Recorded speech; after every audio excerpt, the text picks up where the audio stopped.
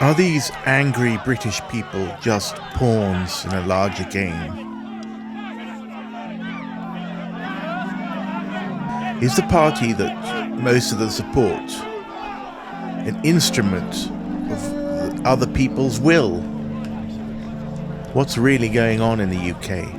Good evening. The events at the Bell Hotel in Epping over the weekend became a very major national news story. And it's the usual stuff, of course. It's those vile, awful, horrid, far-right protesters. How dare they be upset that a 14-year-old girl was allegedly sexually assaulted by somebody who'd crossed the English Channel by boat and was staying in that hotel. And it led to local groups, predominantly females, predominantly mums, worried about kids protesting.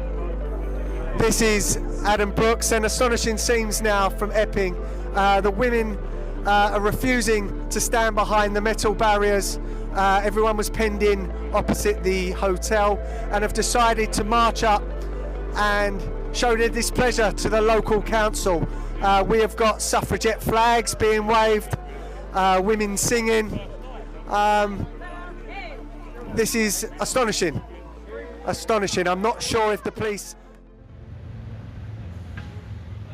If you travel around central London, everything looks normal.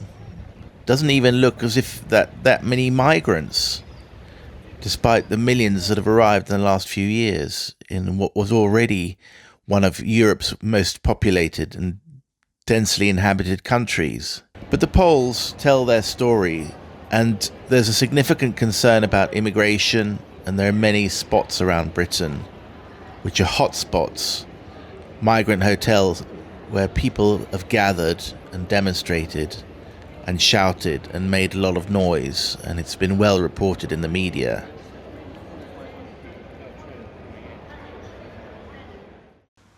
There's a lot of anger in Britain at the moment. There's too much immigration. It's not profitable. Most of that immigration is family reunions, a lot of old people. Most of the migration numerically is legal migration. People apply for visas in India or Bangladesh or Pakistan and come across on planes. That includes the unproductive migrants, the old and infirm. But the public attention has been focused on the young men, and so nearly always young men, coming across on dinghies, easily evading Coast Guard. They get put up in migrant hostels or hotels. Sometimes these hotels are of high standard. What's on the menu? Hash browns, beans, hash browns, salad, eggs. If you fancy having 10 eggs for your breakfast, take 10 eggs. Some of these hotels are Marriott hotels, 4-star hotels. If this wasn't bad enough, cushy breakfast for fighting-age males who arrived illegally. A lot of people, women especially, don't want more migration because of the grooming gang scandal. It's emerged that in the last 2 or 3 decades, thousands of girls underage have been abused and raped and violated by grooming gangs, often of Pakistani and Bangladeshi origin. Why import more people from the same region of the world who might commit more rapes? That's what people ask. A few cases of rape around the migrant hospitals seem to have confirmed people's very worst fears. There's a clever movement called the Pink Ladies, where girls and women demonstrate and sometimes carry out stunts while wearing pink. Do you think that, there's a guy called David Betts from King's College. You think there's going to be a civil war in the UK, and other people think... I think there could be.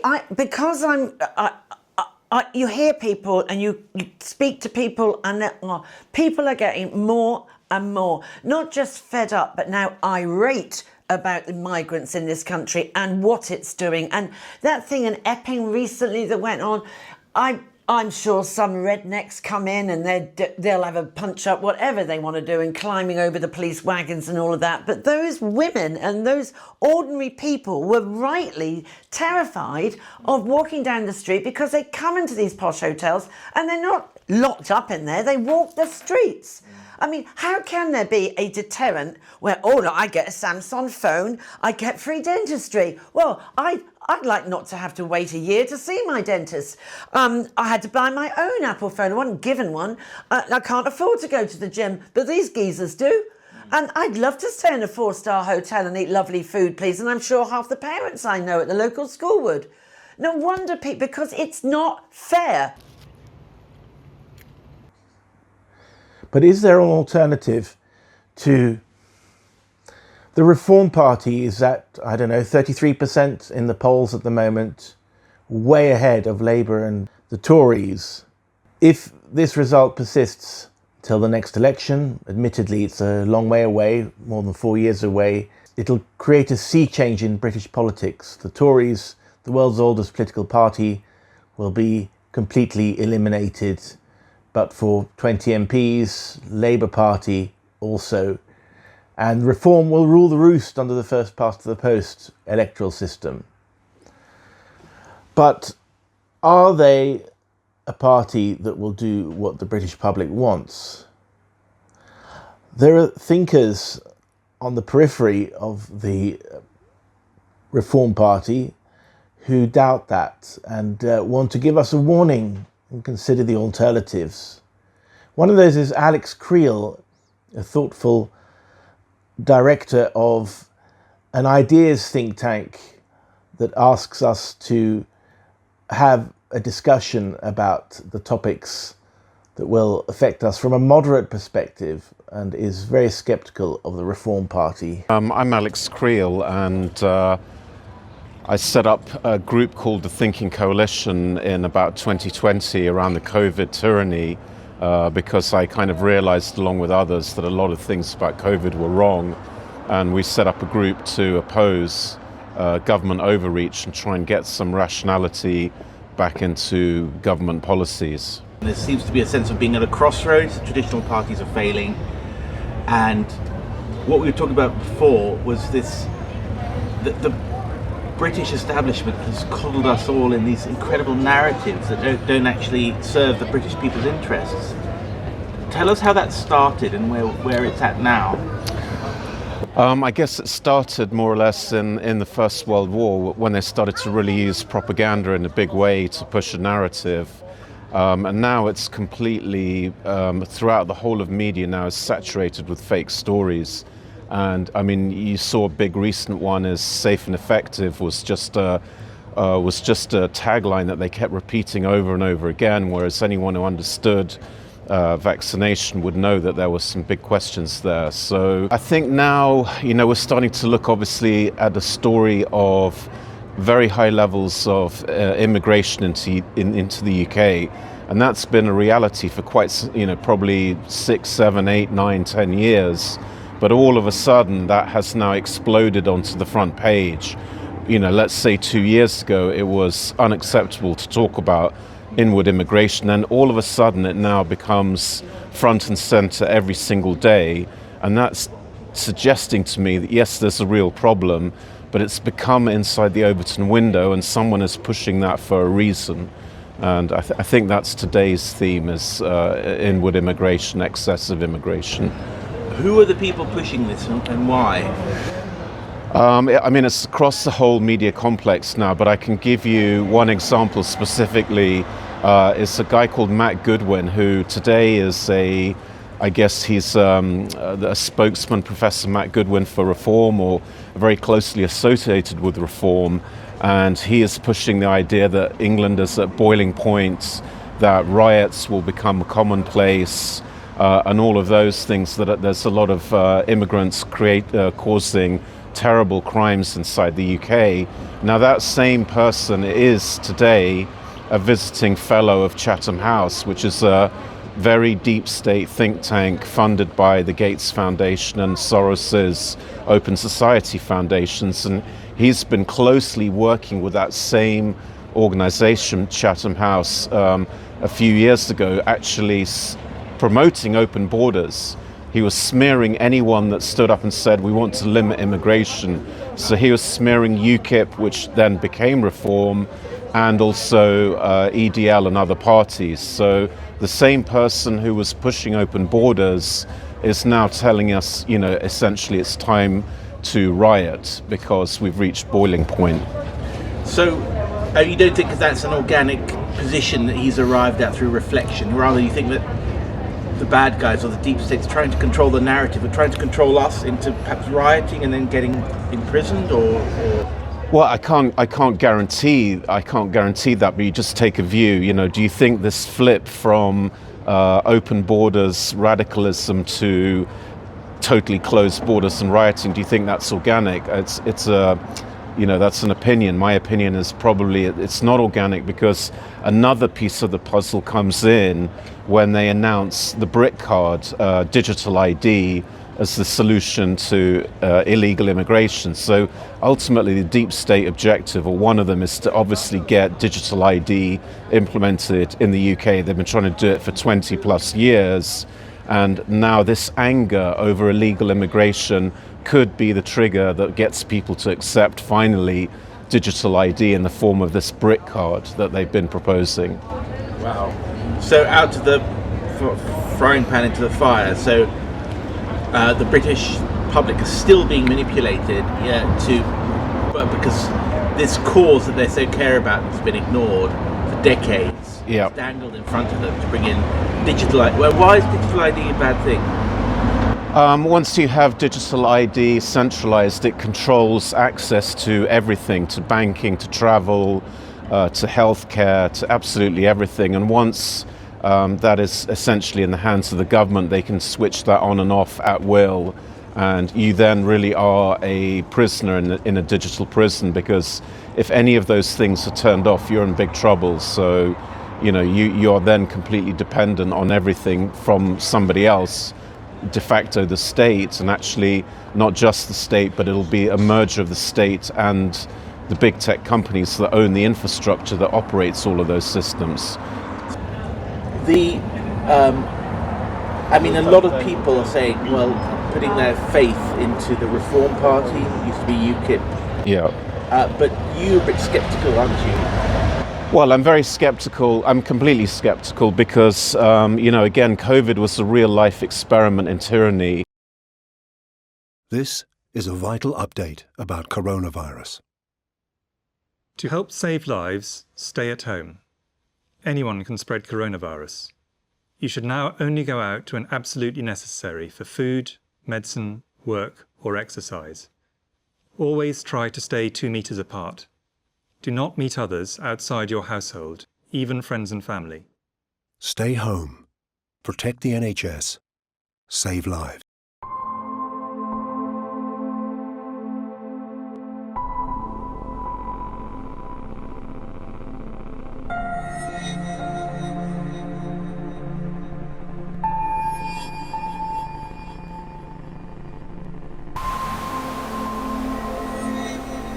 Look them in the eyes and tell them you're doing all you can to stop the spread of COVID-19. Stay home, protect the NHS, save lives. Britain had a pretty tough lockdown policy during COVID and very strong propaganda for it.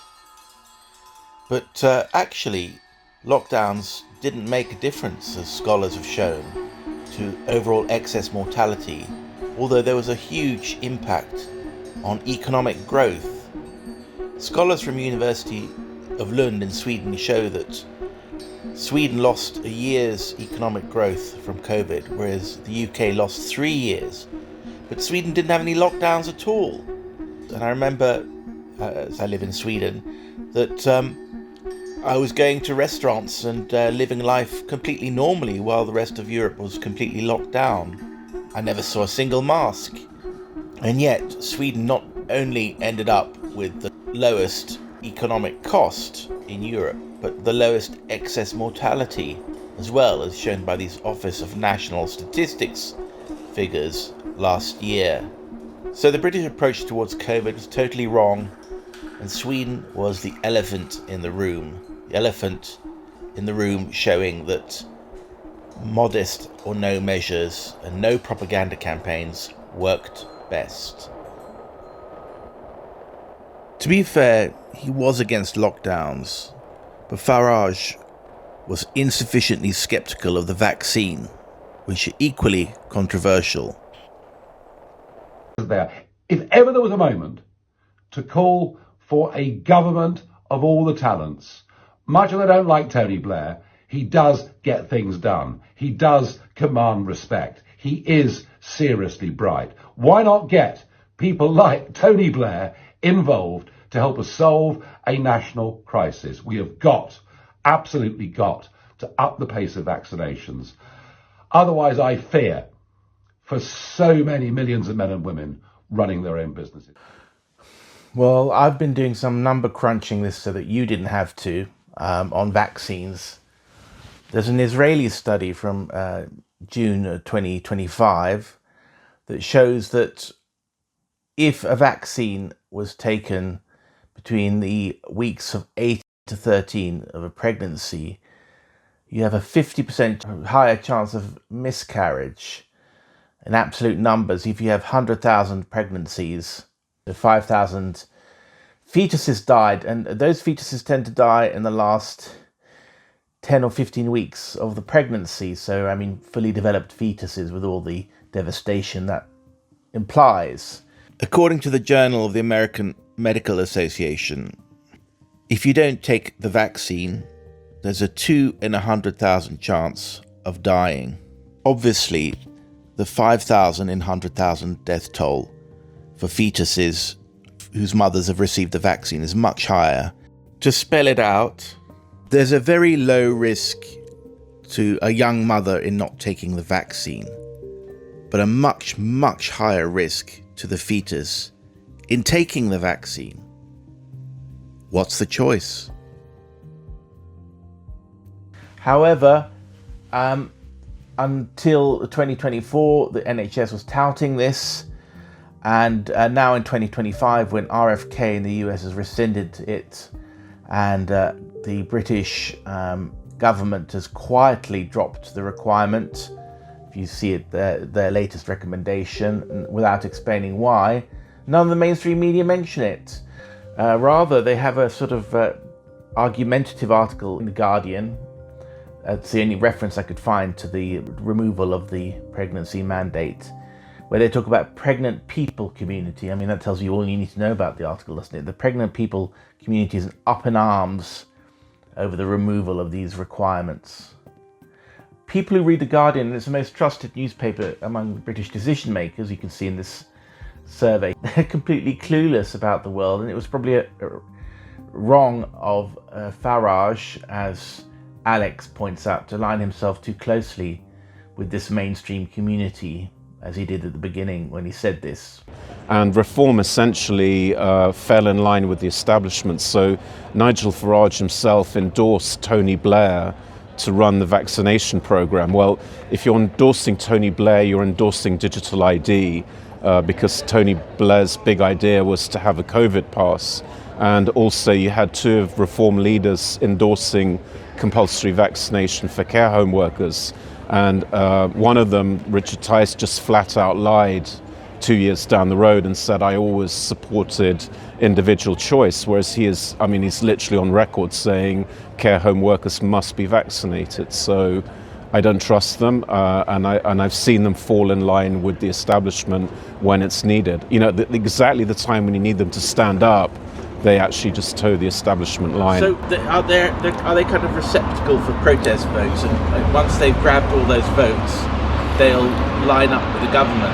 So kind of trap for people. I would say so. I would say, you know, people would have understood, the power brokers would have understood there would be a mass exodus from the Conservative Party when they pushed up visa issuance to 1.4 million visas, excluding tourist visas. So that was a total betrayal of everybody in the Conservative Party. And I think they must have understood there would be an exodus, but they need to keep people voting, so they need to keep the game going. So I do think that Reform at least captured all of those disaffected Conservative voters in order to keep the show on the road, basically. They didn't want them, those dissidents, going off and supporting real dissident parties, or maybe even opting out of the system. So the system... Or right? Causing a revolution or anything, yeah. So they needed a receptacle to put them in. I think it is a containment vessel, yeah. And if you look at the media coverage they get, if you go to Google, type in Nigel Farage, you will see every single UK newspaper will have multiple articles about him over the last 2 weeks. It's wall-to-wall coverage right now, which is another big red flag.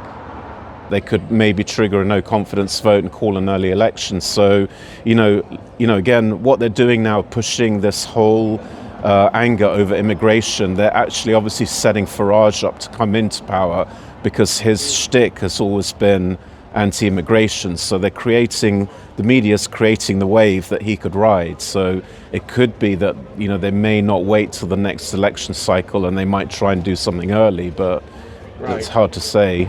But do you think,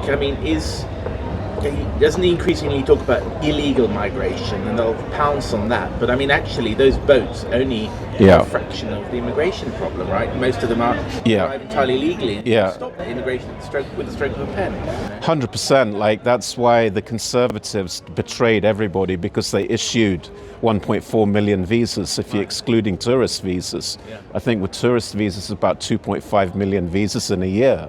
So that's a voluntary decision, and a priori that a large number of those people will overstay and become unauthorized migrants. That's actually a huge problem.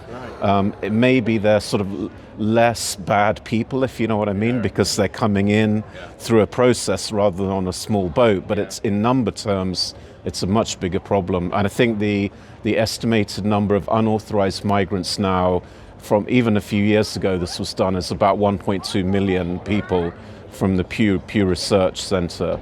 So who knows where we are now. What Alex is saying is, with his experience of the deep state or the permanent bureaucracy or the establishment, whatever you want to call it, this amorphous organization, incredibly capable of brainwashing the British people and to controlling them and to pushing them in one direction and getting them into the mass persuasion game. They're not lying idle, they're still there. They were able to get millions of people to take a vaccine that to lock down, and in a way that was detrimental to the British economy. Who is to say that they haven't prepared something else? And I think that's a serious point. People talk about the genuine popular insurrection that's going on. The British people are finally rising up. Are they rising up because the establishment has found a way to channel that into either a harmless outlet, which can be defanged, namely reform, or towards a purpose that can even further extend the deep state's or the state's powers over the British people through digital ID and so on? So what he's saying is that we're still in the aftermath of COVID, this incredible event. We mustn't forget it. We must learn the lessons from that. And we must be very wary of walking into another trap with Farage.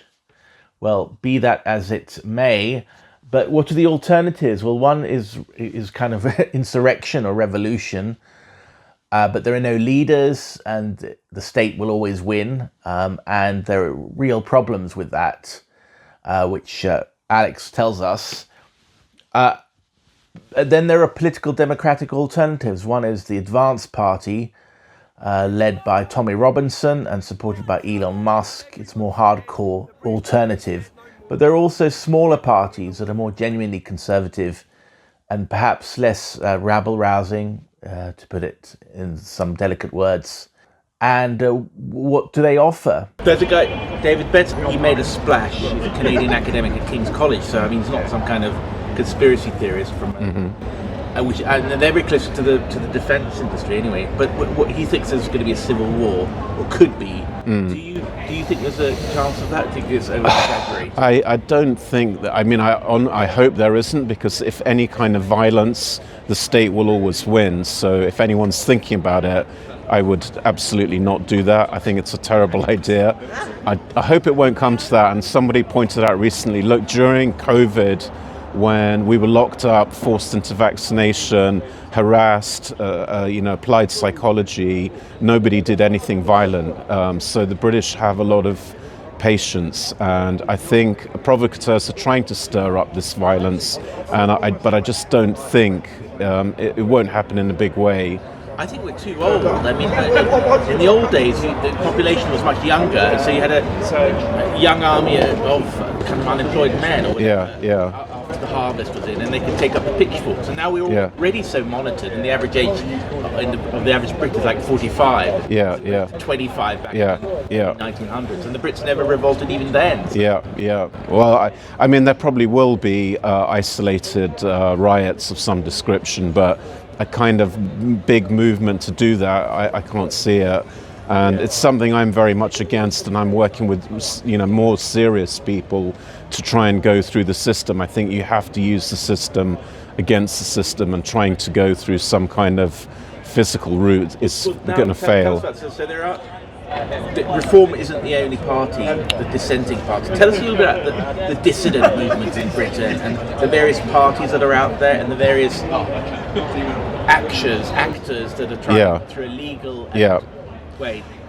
I mean, first of all, there's a lot of them, and they're doing a lot, but you'll never hear about it in the mainstream media. So I can give you one example. Heritage Party, I talk to quite a lot. They have a manifesto. They field candidates. They're a registered political party. They've been opposing all this stuff for years. So, they will hopefully win. Well, they already have some council seats. Hopefully, they'll win some MP seats, and they will do single issue lobbying as well. So, those guys are working. You have something called Christian Concern, which is a fantastic organization that's using legal means like judicial review in order to challenge councils who are pushing trans ideology, and they're also using judicial review to fight against the NHS, who are allowing men essentially, or trans men, or whichever way around you want to call it, into women-only spaces. So that's another group that's using legal means to push against that ideology. And then you also have in Parliament, you never hear about, a party called DUP, an Irish party, Northern Irish party, who consistently votes Conservative on everything.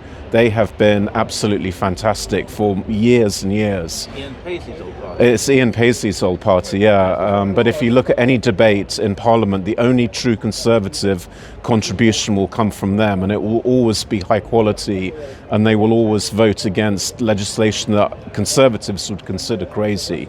That they are a voice in Parliament, and they're doing a lot, and they want to do more, but you never hear about them.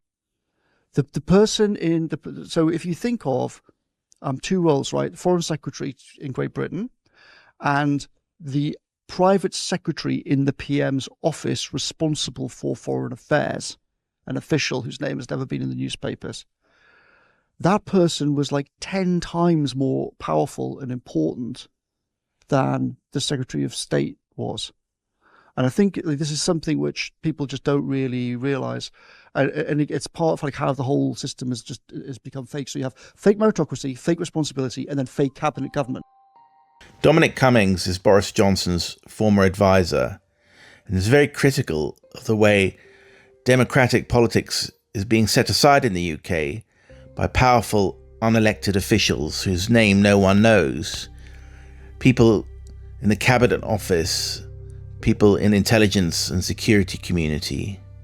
Is this so-called deep state trying to continue to control the agenda by managing and manipulating the next governing party to further their control over Britain and implement some of their new favoured initiatives using new excuses like digital ID because of mass immigration? However, I don't doubt that Reform's representatives deny any kind of influence from these forces in the shadows in Whitehall and Vauxhall. Rather, they'd attribute any shifts in Reform's behaviour to that old thing, democracy. They need new voters.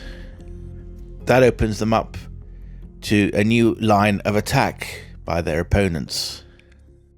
Well, there's two ways of slicing and dicing this. I mean, one way is to say that Reform have sold out, or that they've been blunted, or that they've compromised themselves, or they're betraying their core. Another way of putting it is to say that in a democracy, you have to compromise to win the majority of voters, and that's where Reform are at the moment.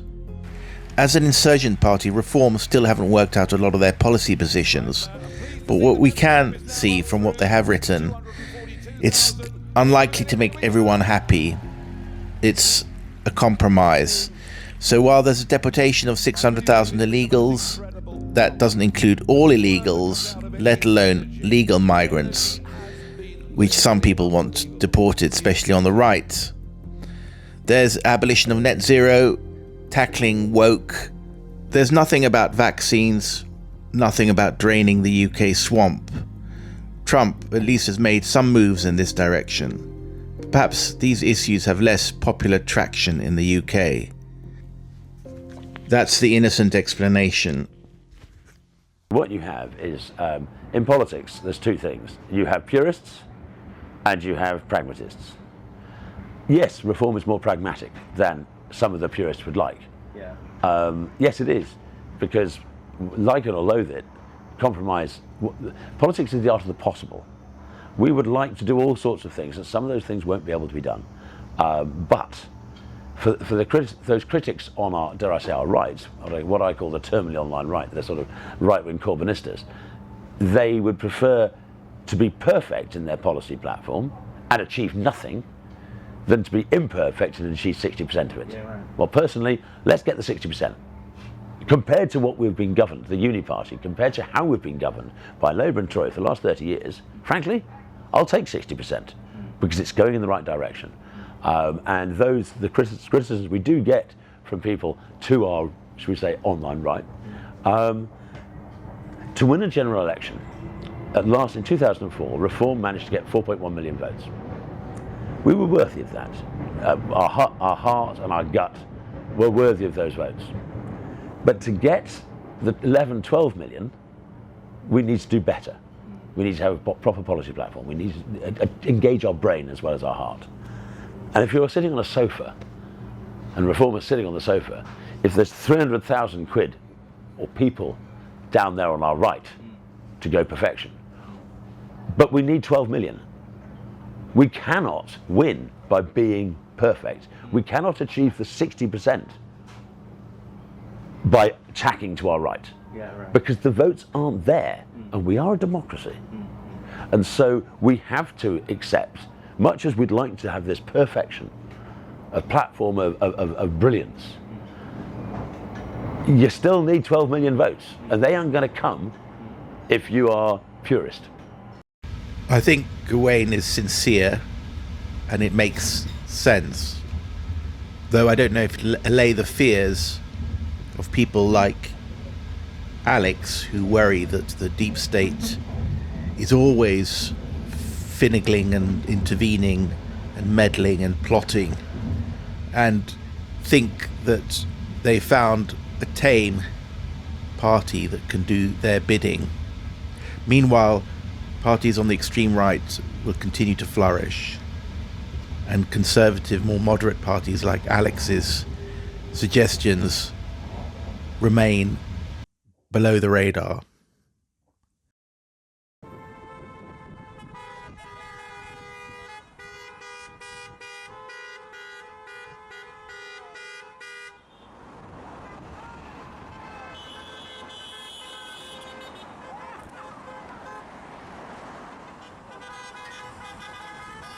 Britain First is a very right-wing party, and here they are talking about deportations, even of legal migrants.